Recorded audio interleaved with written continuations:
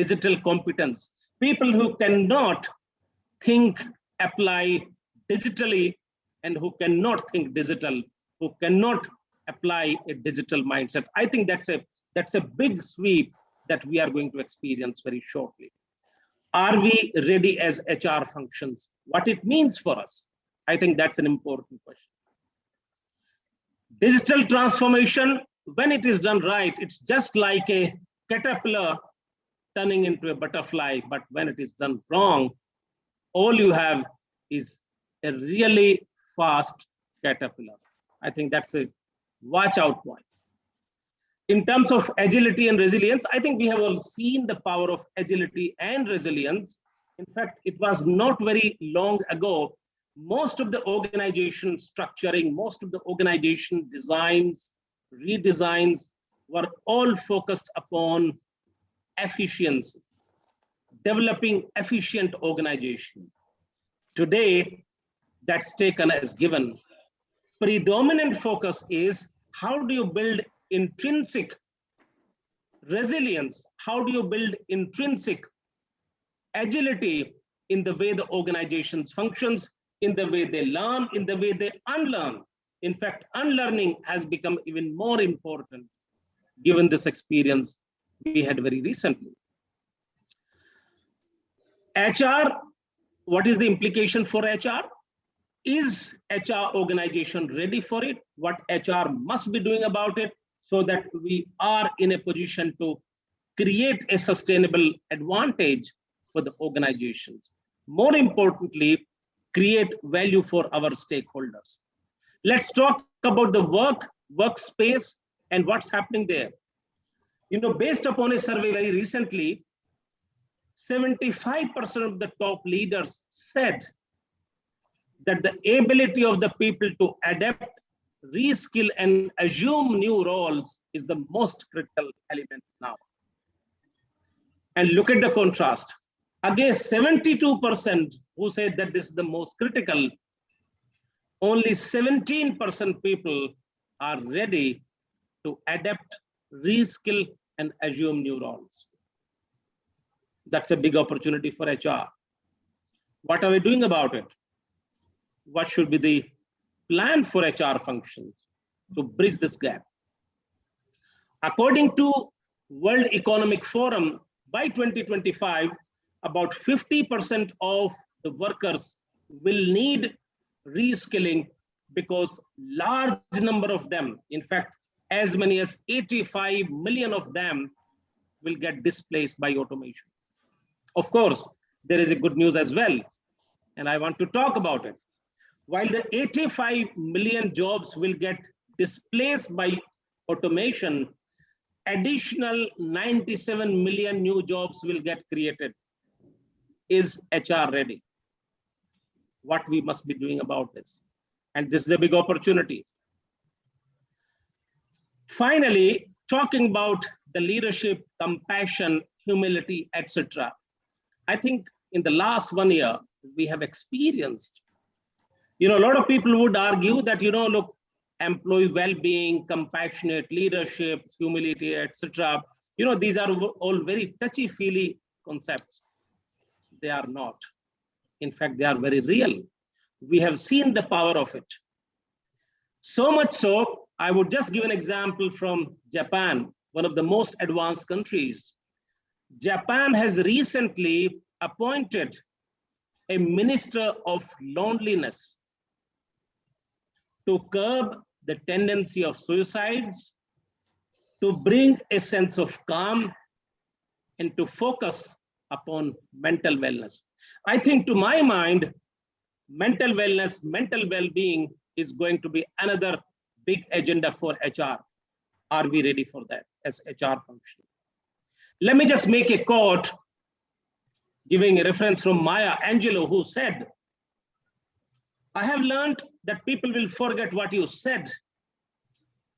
People will forget what you did, but people would never forget how you made them feel.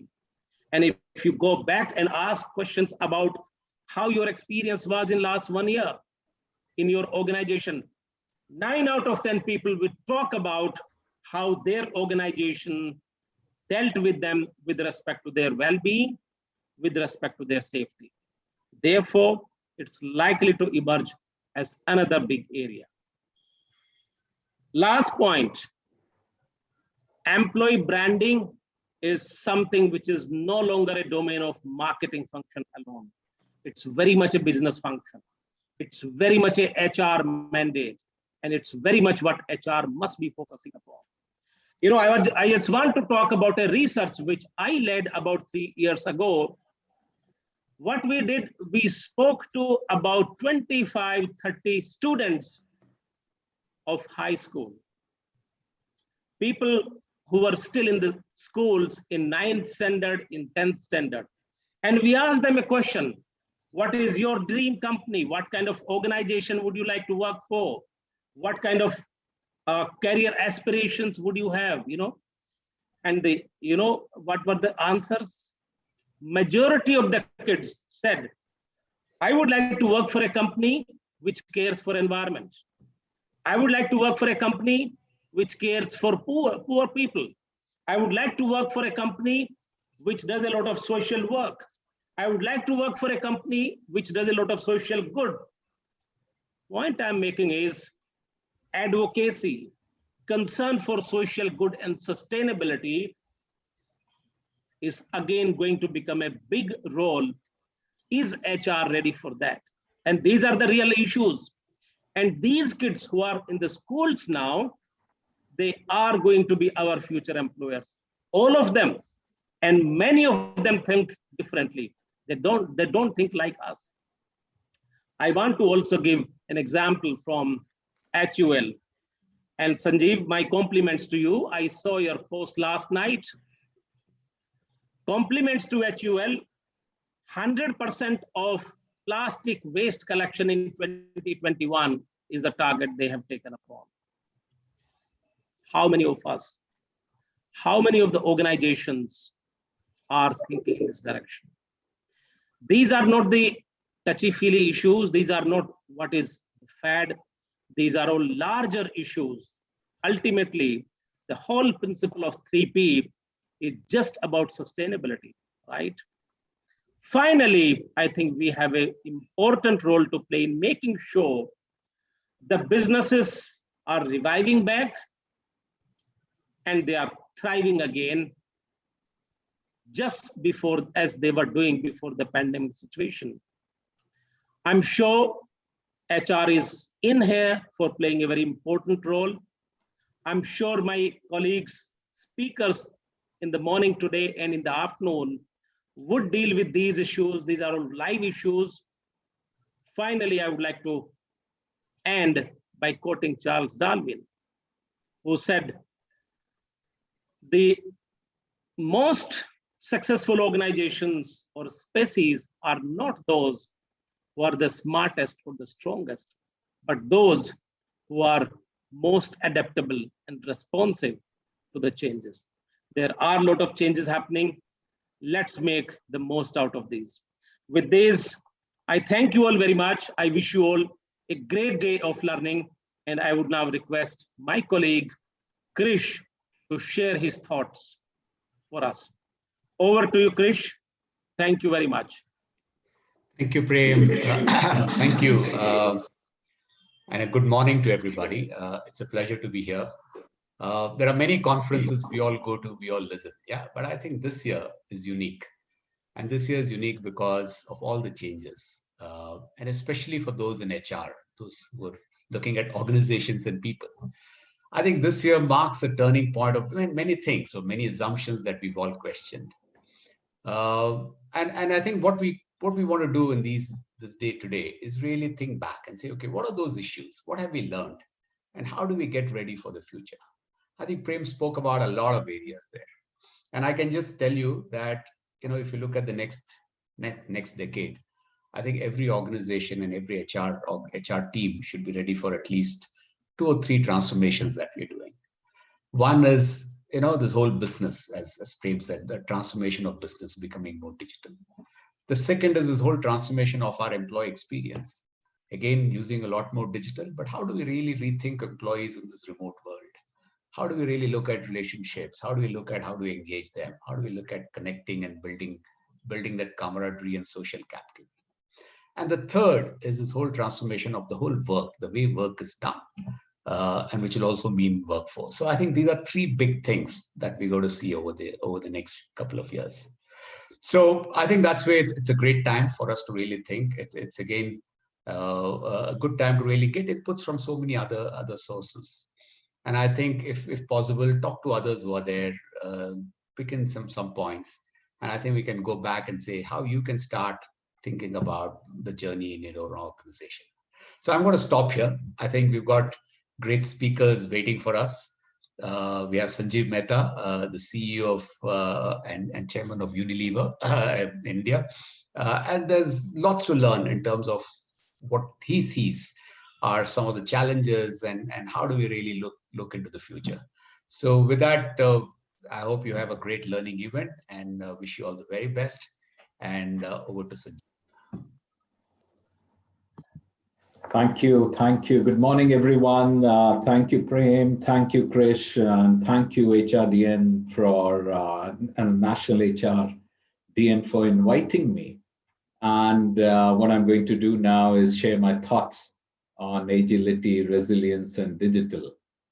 There is so much that has altered in the last 1 year. A year of pandemic, social unrest in many parts of the world, economic setbacks, but also a lot of inspiring resolve on part of individuals, companies, governments to fight the virus, concerted efforts in terms of finding a cure through vaccines, and the beginning of economic resurgence, especially in countries like India. There is an altered perspective on the future of business, the world of work, the expectations from institutions, as well as the life in general. There are few things which, in my view, stand out.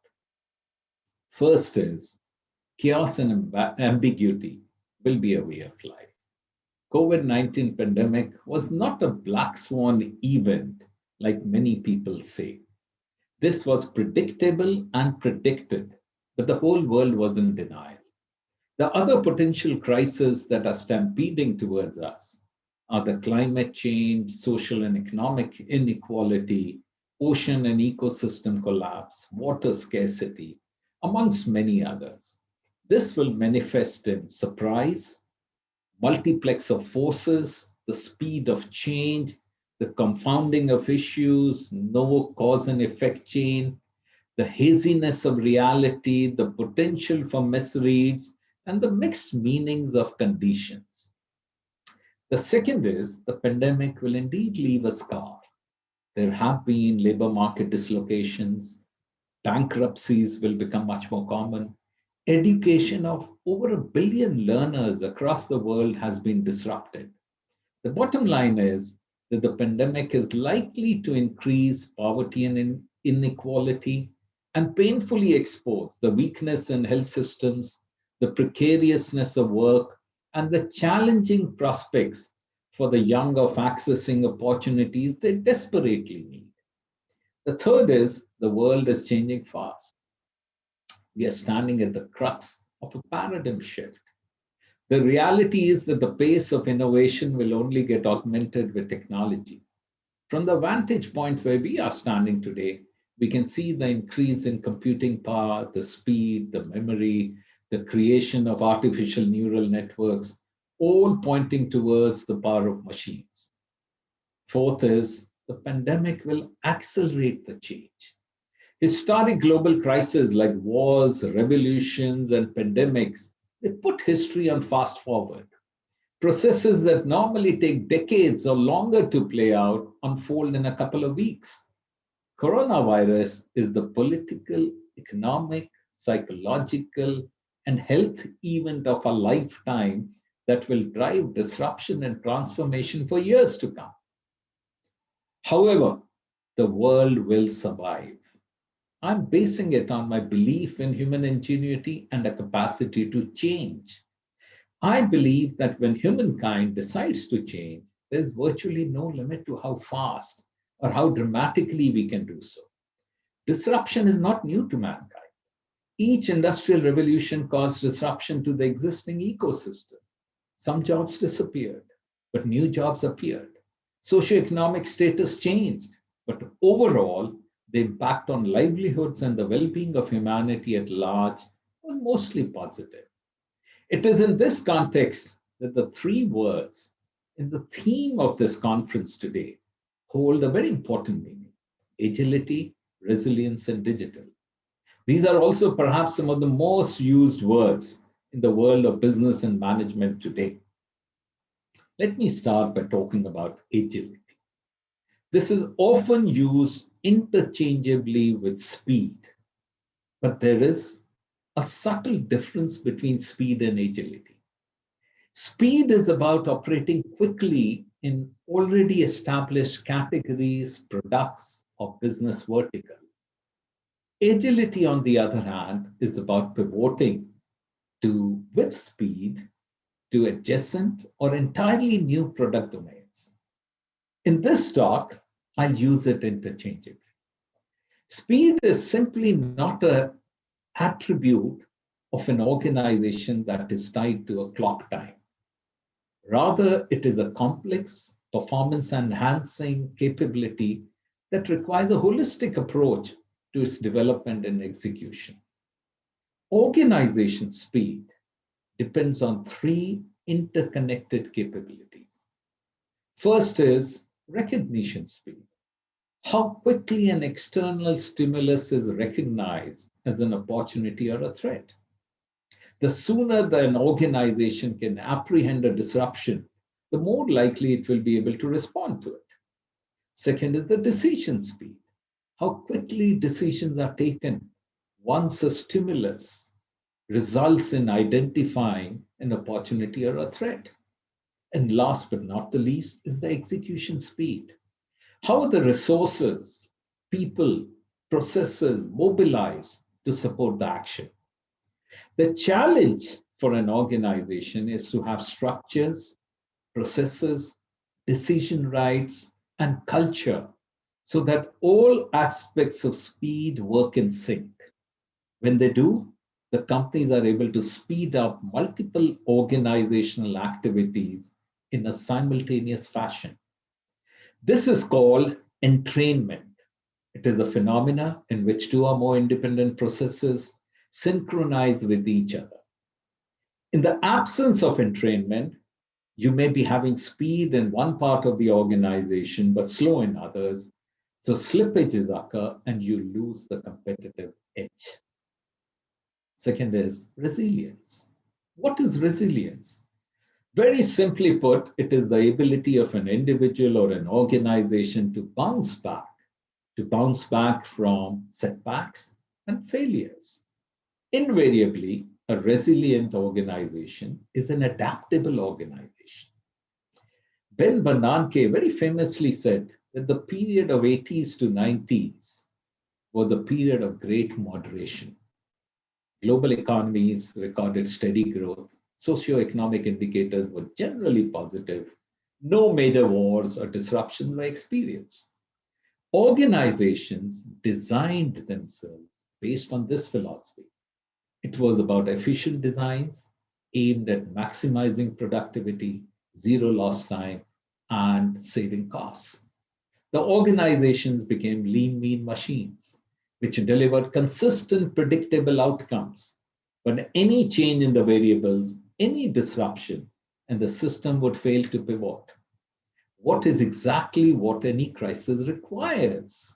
An ability of an organization to pivot and adapt. We have realized that even with the best prediction models, we cannot predict our way to a no-risk world. This, therefore, means we must become far more adaptable. This crisis has shown adaptable teams retool in a matter of days. On the other hand, seemingly successful organizations with vast prediction capabilities paralyzed as the virus spread. In current times, for organizations to succeed, they will have to balance the design, a balance between being super efficient and being resilient. The skill will lie in the ability to identify which part of the organization you design for efficiency and which part do you build for redundancy so that it is resilient to shocks. The third, but very importantly, is digital. The cost of computing power is falling dramatically while it becomes available to everyone, moving from scarcity to abundance. In only 20 years, the miniaturization of sensors has resulted in an entire store's worth of electronics products fitting in our pockets. The guard at the entrance of my building carries a low-price smartphone with an internet connection, but has the same communication capabilities and access to platforms as I do. Every organization is calling out digital as a priority and are launching transformation programs. Digital transformation, though, is end-to-end business model redesign, and it challenges the existing business models of today. Today's piped organization will be replaced by platforms and ecosystems that will not only disintermediate, but very importantly, create the value of network effect. Digital serves both as a force that disrupts the world, as well as the one that equips organizations to respond to disruptions. It allows for the balance that an organization requires to be efficient and to be resilient. It allows for the organization to be more agile. The challenge for organization is to be able to leverage digital as a tool to deliver the end outcomes for the organization and not just the adoption of digital for its own sake. Preparing an organization for digital transformation requires a holistic approach involving reimagining the business, beginning from what the scope of the business is and revisiting it in line with the evolving consumer needs. Digital is disrupting business models piece by piece, and each disruption reshapes a business, its employees, in the same way as COVID did to the world. I believe that a real competitive edge will come from creating an intelligent enterprise. Let's not confuse it by moving the business to cloud. Moving to cloud is simple and can easily be done by one of the big cloud providers. The cold reality is that intelligent enterprise is not built around off-the-shelf tools and techniques. The machine learning-based systems that can drive a car cannot beat Vishwanath Anand in chess. Similarly, the Watson computer that defeated Jeopardy King Ken Jennings cannot drive me in Mumbai traffic to my office.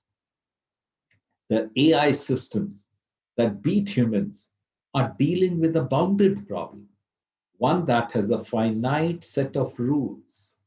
Businesses, however, operate in the real world, face unbounded problems within a universe of infinite possibilities. So, having set the context, what are the implications from a human resource management perspective? First, let's talk about what is the kind of leadership traits you require in turbulent times. The first, I believe, is sense making. Sense making is a term which was coined by Carl Weick way back in the 70s and 80s. Is the ability to pull together disparate views of a situation to create a plausible understanding of the complexity around us, testing it, understanding it, refining it, and when necessary, abandoning it and starting over. In order to hone this ability in our leaders, organizations need to embed a strong sense of external orientation in them, encourage them to build a wide network, engage with multiple stakeholders, listen with humility, and see patterns in complexity and think across polarities, such as efficiency versus effectiveness, safety versus economy. The second is ability to operate both in placid waters as well as chaos. An integral element of leadership development has to be to ensure early in the careers of people, they're moved across roles, they're provided a wide, diverse set of experiences, including tough, challenging assignments like business turnarounds and restructuring. All this with the objective of building the ability of risk-taking, experimentation, grit and resilience, so that unexpected situations can be handled with as much ease as running a steady business during moderate times. The third, which even Prem Singh talked about, is compassion. 2020 has shown that it is urgent and necessary, not just desirable, to humanize leadership.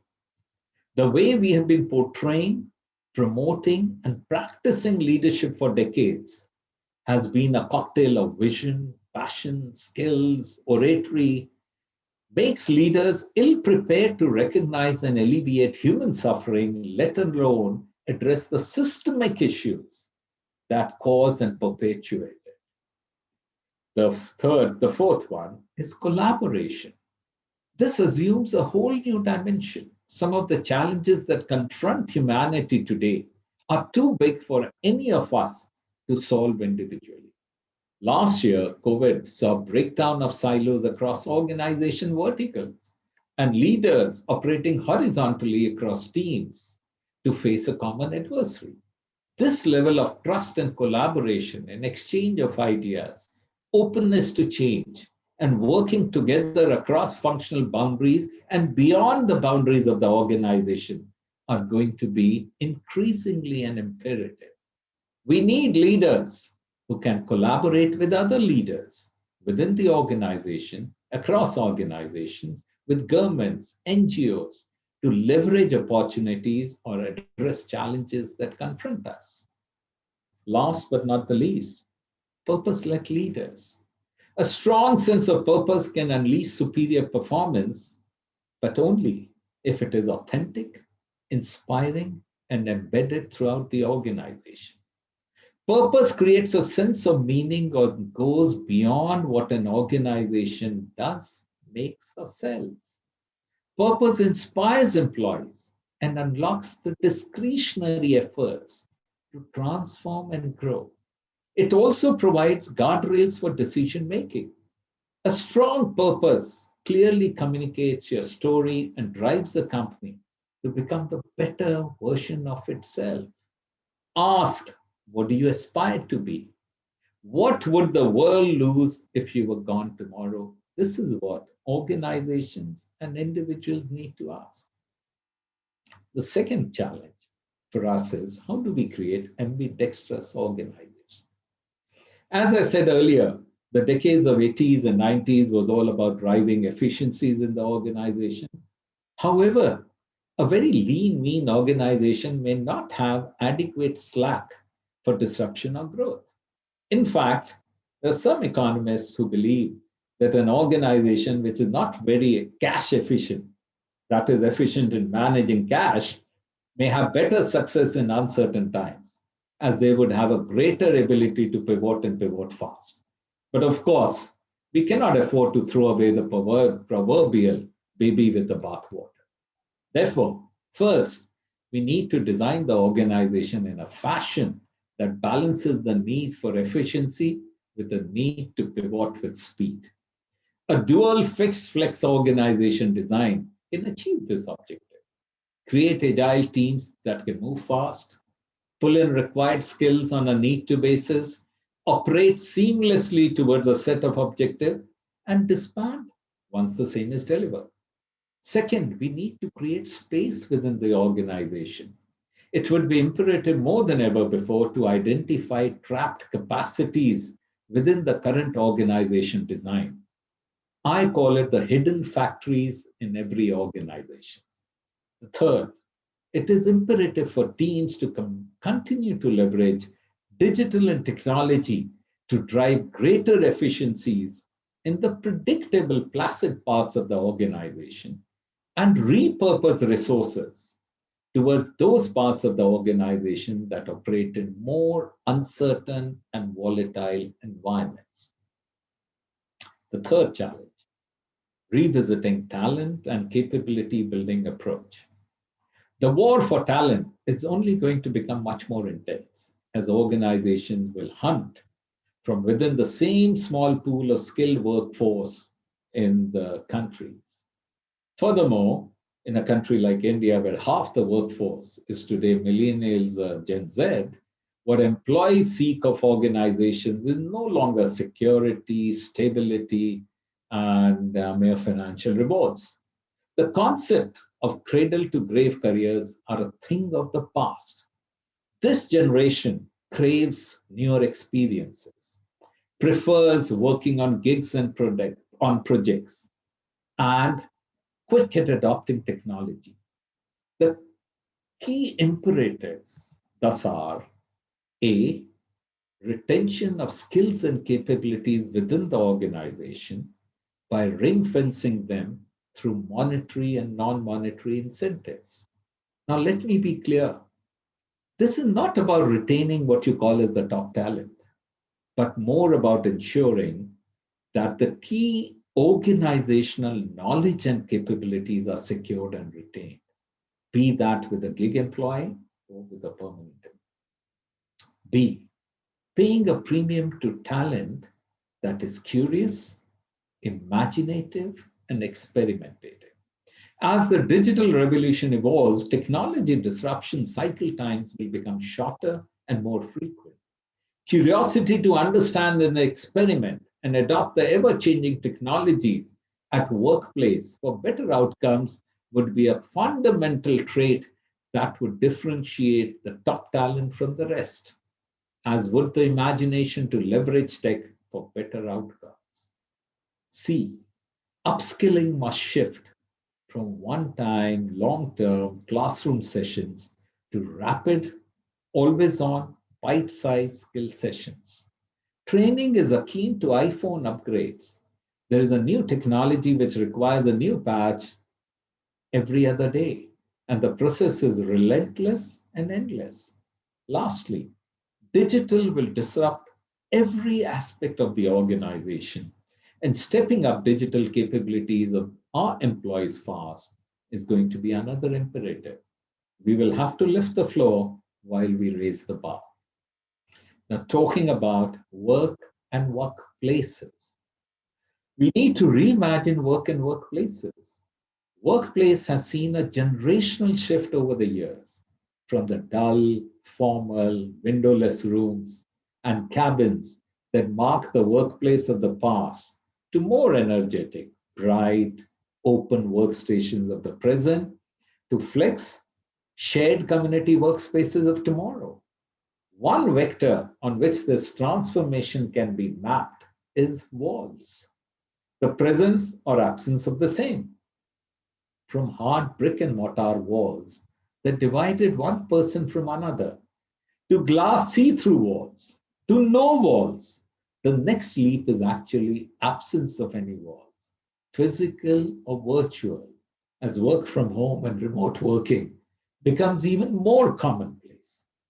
Similar is the evolution of teams, from being defined by structure and stability to moving towards greater fluidity and flexibility. The vectors on which teams will evolve in the future include remote, gig, organic, and volunteer. We envision that the post-pandemic future of teamwork will be purposeful hybrid combination of virtual coordination and in-person collaboration. Effective leadership in this new hybrid world requires different skills that go beyond traditional team leadership. The leadership in multimodal form will have to be a conductor, ensuring that plans, decisions, information, and accomplishments are shared to coordinate and motivate team members. Be a catalyst who stimulates collaboration, spurs creativity and innovation, creates a shared culture, and fosters dedication. A coach who focuses on helping people achieve peak performance while building trust and focuses on the well-being and professional development. And also a champion who secures team resource, taps into essential information sources, communicates accomplishments, and builds trust with peers and other key stakeholders, both in person and virtually. We need to reimagine the workplace of tomorrow from a design perspective, from the perspective of what role will it play in a hybrid work environment, and how do we design it to serve this purpose to the fullest. Eventually, the imperative in this disruptive world is that while we create an organization that is steady and agile, efficient and resilient, human and digital, the challenge is for an organization and to a human resource function, how do you come together to build a beautiful, integrated, balanced salad bowl that is an appetizing dish? Thank you so much for giving me an opportunity to share my thoughts.